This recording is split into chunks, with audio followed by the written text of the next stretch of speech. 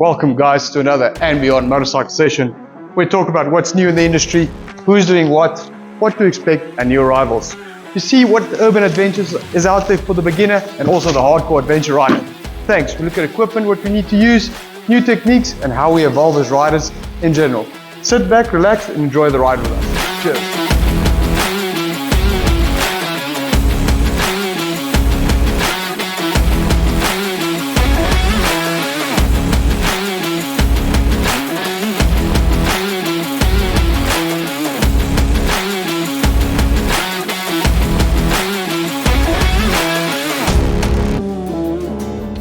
What is insurance, and distinguish between life cover and asset cover, or whatever the terminology is.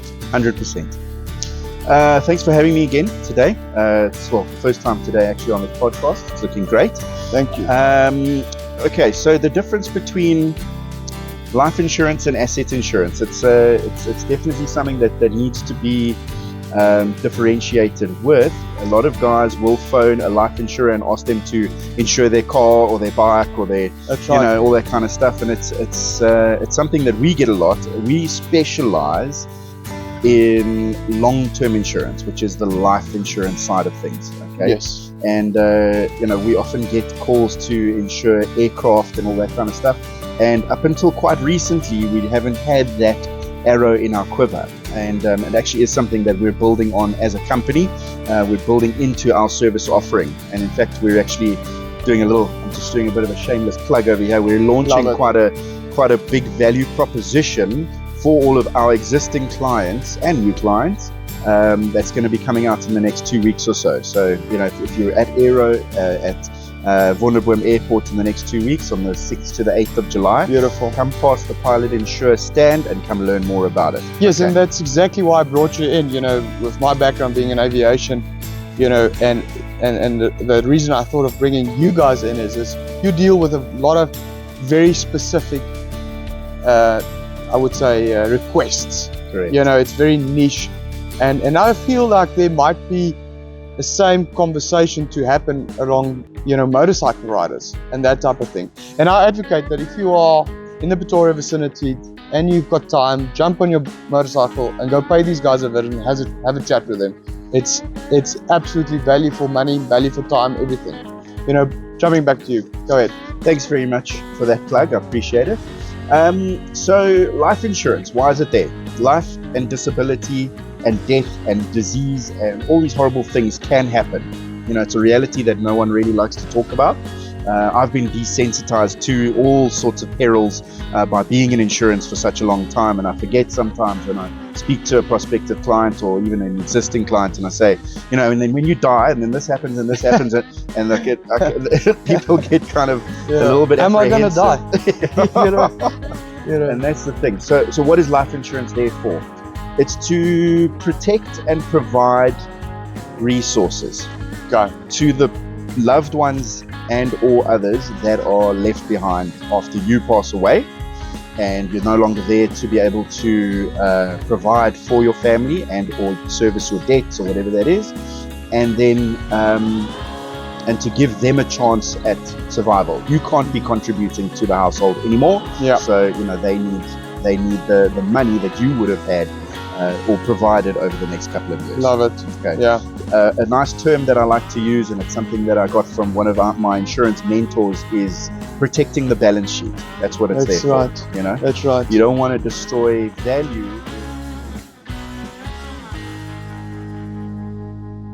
It is very high risk. It's like, I'm not going to sugarcoat it.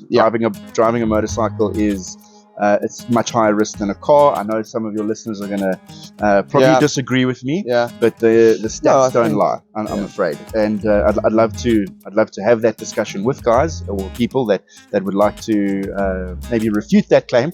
But what I've seen is that, and the stats differ all over the world, of course. But basically, your chances of getting into an accident are about 8 times higher from a bike to a car.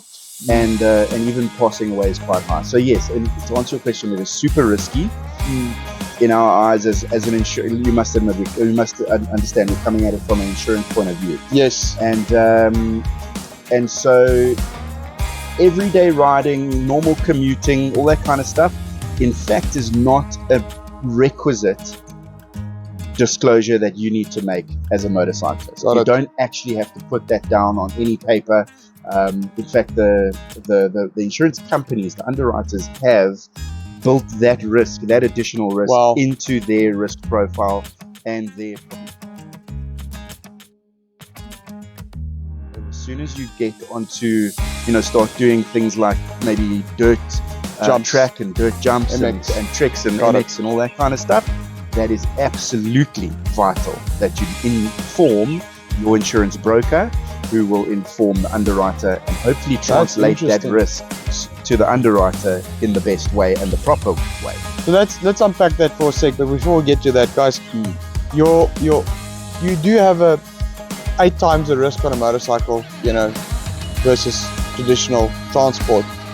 But I think what really I want to extract out of that is make sure your life cover is in place.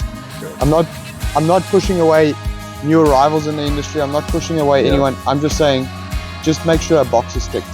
So getting back to what you just said, does that mean if I commute on a daily basis to work, but on weekends I hit the track, I need to notify you guys? Yeah. Interesting. Definitely. That is interesting. And it differs from insurer to insurer, and some will say you don't have to notify them, some say you do. Some have differentiators between amateur riding, amateur track days, and professional riding, and you know what, when it comes to insurance companies, and I'm an insurance broker, I've been dealing with them for the last 17 years, the rule of thumb, the unwritten law is disclose like until until you know that they say either yes, we're covering you, or no, we're covering you, and that's it. I want to jump on that. I think what's important for me there is really to deal with an independent broker. Absolutely. Yeah, because if and I'm not taking away from any establishment out there. I'm just saying an independent broker gives me that flexibility I need, in the sense of, am I properly covered versus I am covered. Yeah. There's a big difference between you're covered and am I properly covered. Correct. And I think, and I don't want to go to that, but you really don't want to leave your spouse to figure that out when you're not here. No. So